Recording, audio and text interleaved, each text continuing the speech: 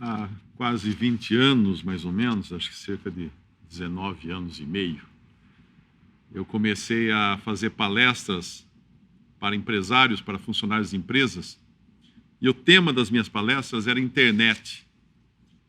E agora, depois de tudo isso, eu faço de outros temas, e na época eu fazia internet, o tema era internet, porque ninguém sabia o que era internet. Então eu tinha que explicar para as pessoas o que era internet e como a internet ia revolucionar o comércio, a indústria, etc.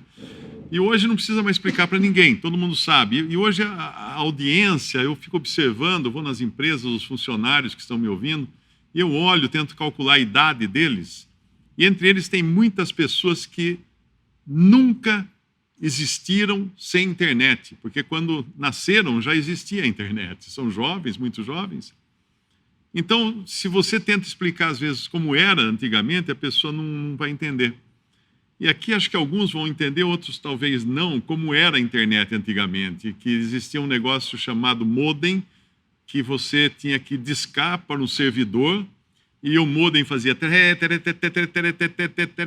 tinha que ficar esperando até conectar. E aí começava aquele sofrimento com a internet super lenta, era a tal da internet discada. Os jovens não vão saber o que é isso, como não sabem discar num telefone de circo, daquele de roda, né? Como a gente discava antigamente. Os jovens já nasceram com um telefone de botão. E eu estava pensando nisso, aquele modem, ele tem uma lição muito importante de comunicação nele.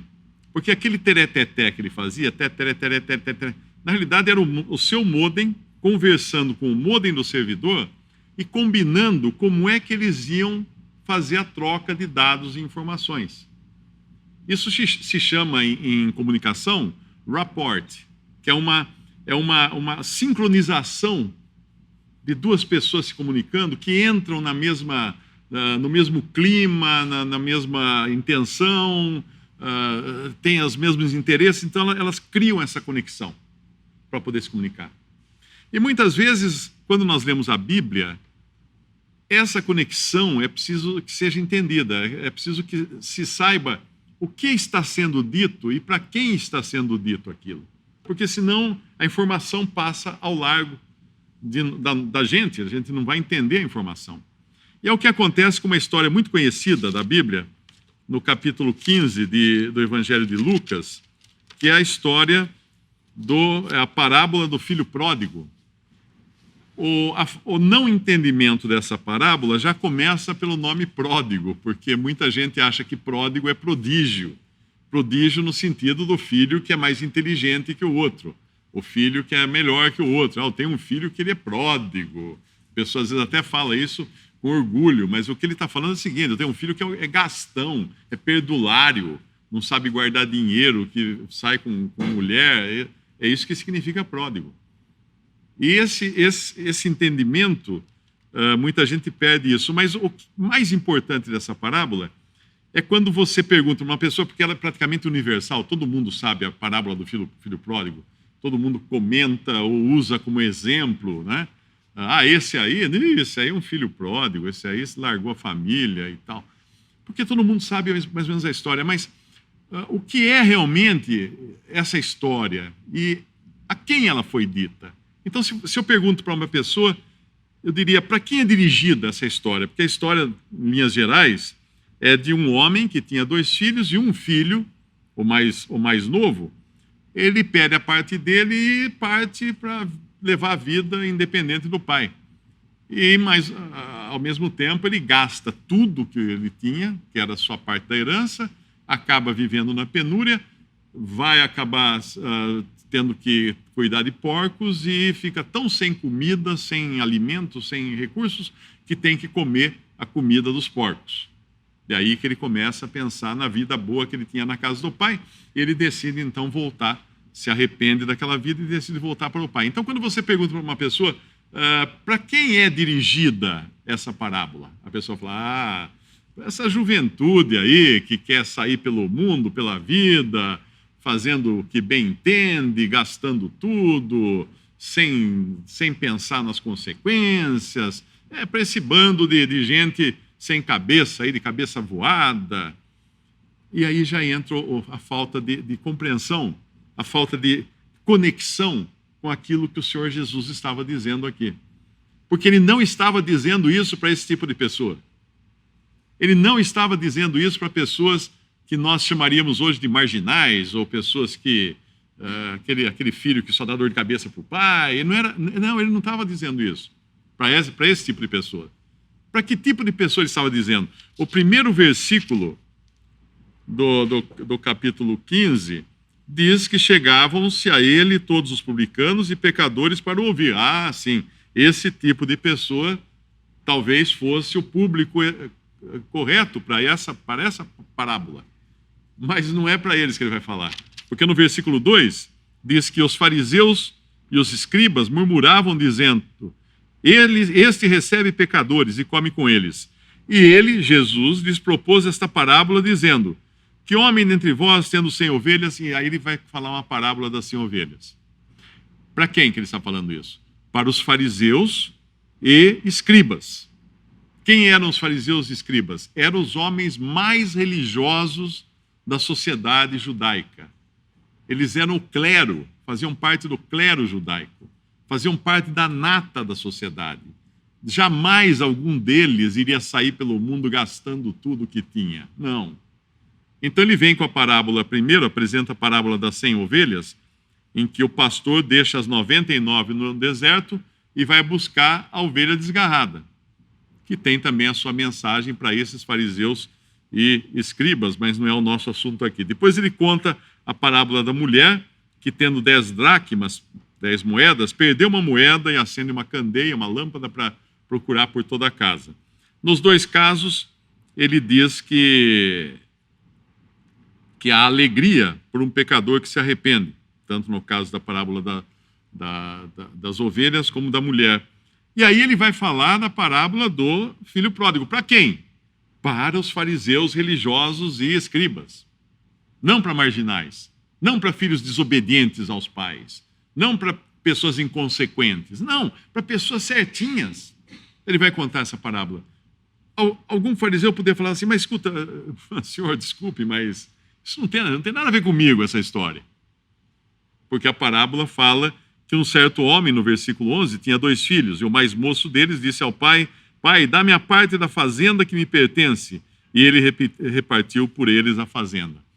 Como existem 2 filhos nessa história, esses 2 filhos são, na verdade, um só. Eles representam toda a humanidade, todos os seres humanos, com suas diferentes características. Em um sentido, o ser humano fez isso que o filho faz aqui, que o filho desobediente faz. O ser humano que Deus criou para ter comunhão com ele, pegou tudo que Deus tinha dado a ele e simplesmente quis viver sua própria vida. E caiu em pecado por isso. Porque o pecado, na realidade, a gente pensa: o que é pecado? Pecado é fazer a vontade própria. Isso é pecado. Pecados são as consequências do pecado original, de fazer a vontade própria. Surgem, então, as consequências, que são os diversos pecados, cuja lista é interminável. Não dá para a gente listar aqui. Mas o pecado na Bíblia, e o apóstolo Paulo, na carta aos Romanos, faz muito bem essa distinção, e até um certo capítulo ele fala do pecado, depois ele fala dos pecados, porque o pecado é aquilo original que aconteceu lá no Éden, quando o homem decidiu tomar a parte que lhe cabia da fazenda, por assim dizer, e viver a sua própria vida sem Deus. E aí ele caiu em pecado, e nós estamos aqui hoje, pecadores por natureza, nascemos pecadores, e aí praticamos pecados porque temos em nós o pecado, porque nascemos com o pecado. Então pensa no pecado como o pé de limão, e os pecados como os limões, que vêm dessa natureza pecaminosa. O mais moço disse ao pai: dá-me a parte da fazenda que me pertence. Ele repartiu por eles a fazenda, e poucos dias depois o filho mais novo, ajuntando tudo, partiu para uma terra longínqua, e ali desperdiçou a sua fazenda, vivendo dissolutamente. Isso o homem fez, a humanidade fez isso, todos os seres humanos fizeram isso. Porque desde Adão, o que Adão quis fazer? Viver longe de Deus. Quando Satanás, incorporado na serpente, travestido de serpente, apareceu para Eva, ele falou assim: se vocês comerem da árvore do conhecimento do bem e do mal, que Deus tinha proibido comer, sereis como Deus. Sereis como Deus, conhecedores do bem e do mal. Eva pensou: uau, não preciso mais de Deus. Se eu serei como Deus, para que Deus? Se eu tenho um avião com o qual eu necessite para voar daqui para lá, e alguém chega para mim e fala assim: olha, Mário, você vai receber um poder agora de voar. Eu falo: uau, que maravilha, não preciso mais do meu avião. E foi assim com Eva. Ela não precisava, achou que não precisava mais de Deus e podia tocar sua vida sozinha. E aí desperdiçou, partiu para uma terra longínqua, para ficar bem longe de Deus, que esse é o sentimento do ser humano, fugir de Deus. Desperdiçou a sua fazenda, e isso o homem está fazendo até hoje, desperdiçando tudo que Deus colocou nas suas mãos. Todas as bênçãos, as benesses, todos os privilégios que Deus colocou na mão dos homens, ele está desperdiçando. Se por um lado ele conserva, vamos conservar a natureza, vamos cuidar daqui, o bichinho ali, não pode matar a ranzinha, o passarinho, aí do outro lado ele solta uma bomba atômica que destrói quilômetros e quilômetros de vida e inutiliza a terra, que nunca mais nada cresce ali. É o mesmo homem, é o mesmo ser humano. Mas eu não faria uma coisa dessa. Todos nós estamos fazendo isso. Todos nós. Eu posso não fazer, mas eu estou dando palestras para uma empresa que fabrica um parafuso que vai ser usado na bomba atômica.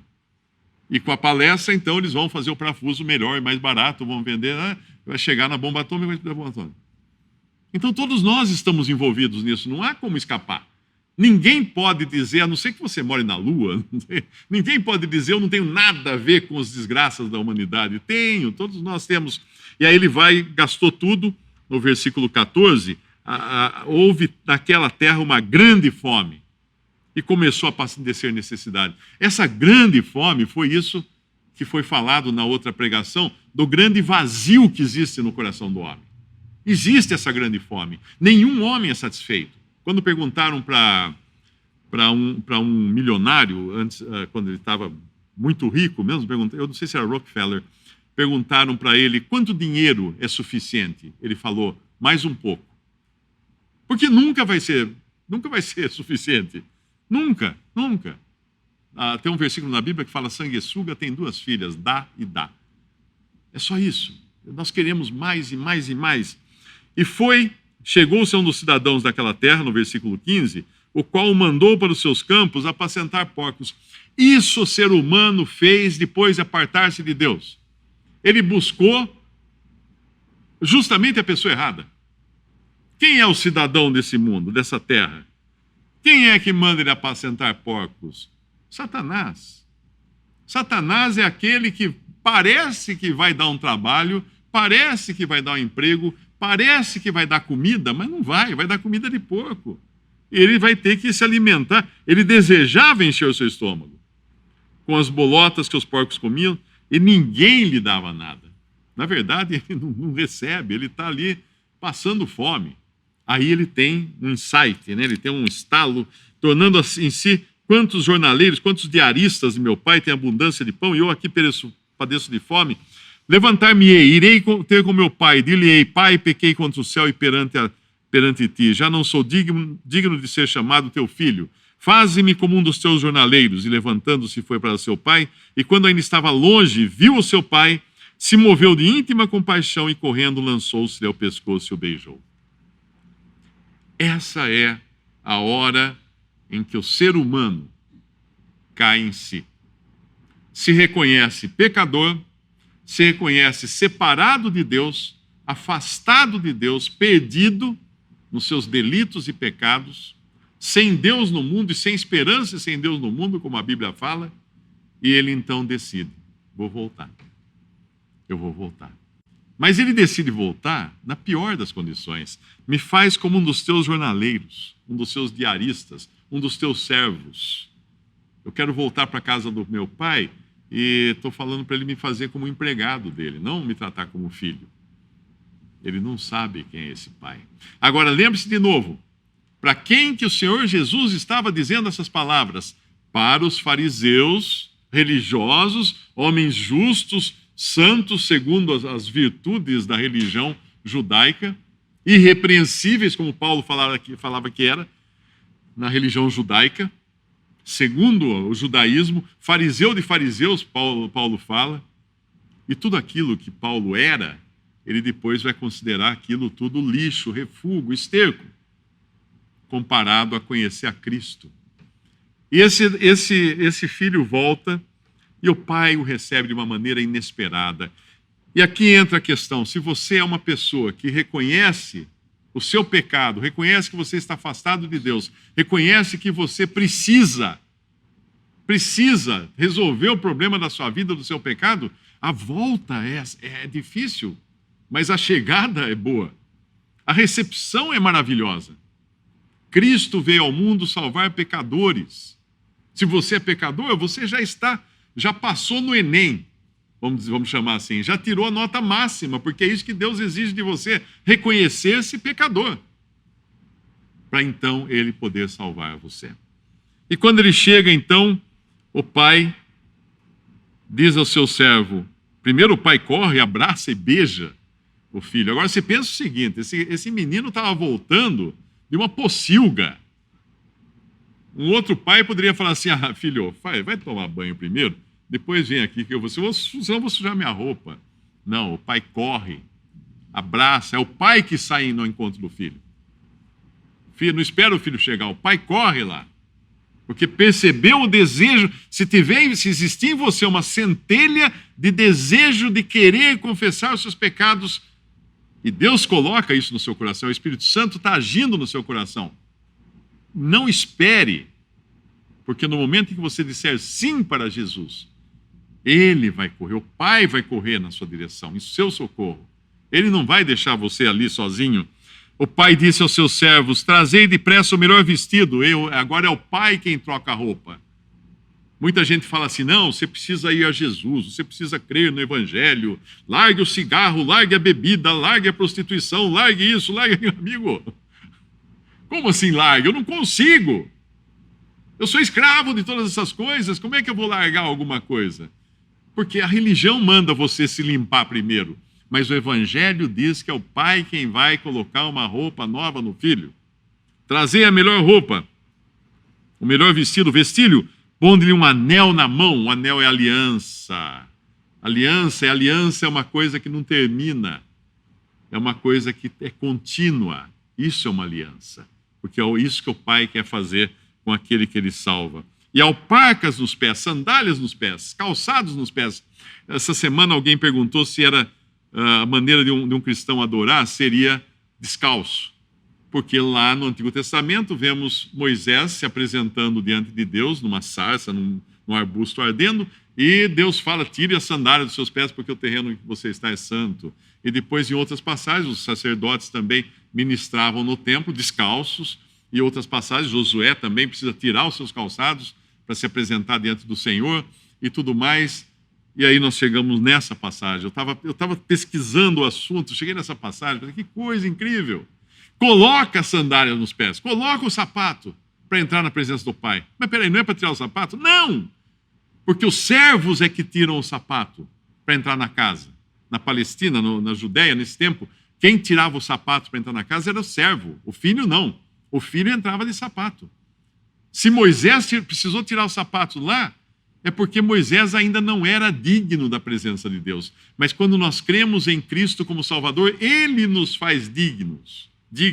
Ele nos limpa, Ele nos salva, Ele nos coloca numa posição agora de filhos, que nós não temos mais que estar descalços, porque descalço fala de indignidade. Uma pessoa que não é digna é uma pessoa descalça, ela não tem calçado, ou ela não tem dignidade para entrar num lugar. Nós, quando cremos em Cristo, temos essa dignidade. E aí, vai aparecer o filho mais velho. E aí começa no versículo 23, trazer o bezerro cevado, matai-o e comamos e alegremo-nos, porque este meu filho estava morto e reviveu, tinha se perdido e foi achado. E começaram a alegrar-se, muita atenção nesse verbo, começaram a alegrar-se. E o filho mais velho estava no campo, e quando veio e chegou perto de casa, ouviu a música e as danças, e chamando um dos servos, perguntou o que era aquilo. Ele lhe disse: veio teu irmão e teu pai matou o bezerro cevado, porque os recebeu são e salvo. Mas ele, o filho mais velho, se indignou e não queria entrar. E saindo o pai, instava com ele, insistia com ele. Mas, respondendo ele, disse ao pai: eis que te sirvo há tantos anos, sem nunca transgredir o teu mandamento, e nunca me deste um cabrito para alegrar-me com meus amigos. Vindo, porém, este teu filho, que desperdiçou a tua fazenda com meretrizes, mataste-lhe o bezerro cevado. E ele lhe disse: filho, tu sempre estás comigo, todas as minhas coisas são tuas. Era justo alegrarmos-nos e folgarmos, porque este teu irmão estava morto e reviveu, e tinha se perdido e achou-se, ou foi achado. O filho mais velho é a figura exata, os dois são a figura do ser humano. Do ser humano, seja ele um religioso, seja ele um drogado, seja ele um bandido, um criminoso, os dois são a figura do filho humano, do ser humano, caídos em delitos, em pecados. Uma fotografia do homem. Um lado vai fazer a sua própria vontade, que é o filho pródigo, perdulário. E o outro filho que fica em casa, tudo certinho, esse representa o homem religioso. E ele vai fazer o quê? A sua própria vontade também. Por quê? Porque ele reclama com o pai e fala assim: nunca me deste um cabrito para eu me alegrar com os meus amigos. Não para me alegrar contigo, pai.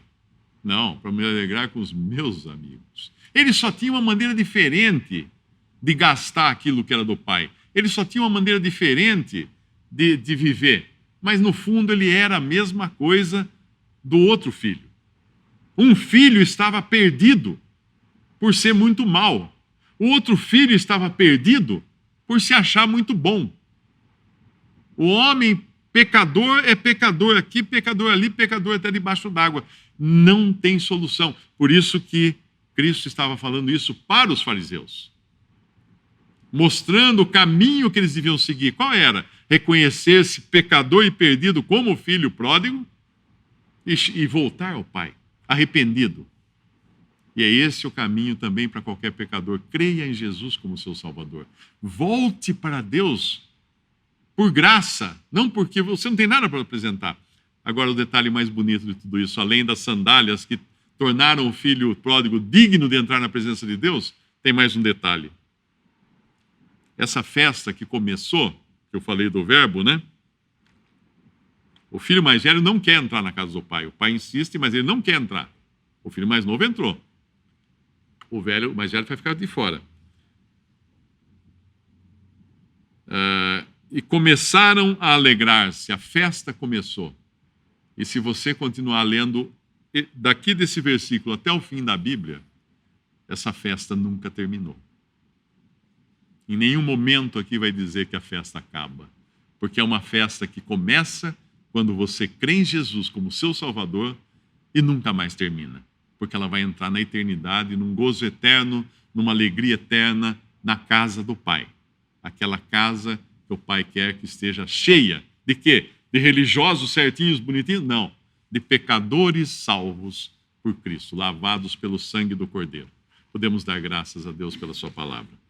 Nosso Deus e nosso Pai, nós agradecemos, Pai, pela tua palavra, agradecemos por esse evangelho de graça e de salvação e pedimos, Pai, se porventura alguém que está ouvindo esta mensagem ainda não voltou para o Pai, ainda não reconheceu o seu caminho de perdição, o seu caminho de desobediência, o seu caminho de autossuficiência, pedimos, Pai, que toque esse coração agora para que essa pessoa se arrependa do que tem feito, do que fez, do fato de estar distante de Deus, creia em Jesus como seu Salvador, receba por graça esse abraço do Pai que corre para o abraço, para o beijo e dá esse abraço, esse beijo no filho perdido.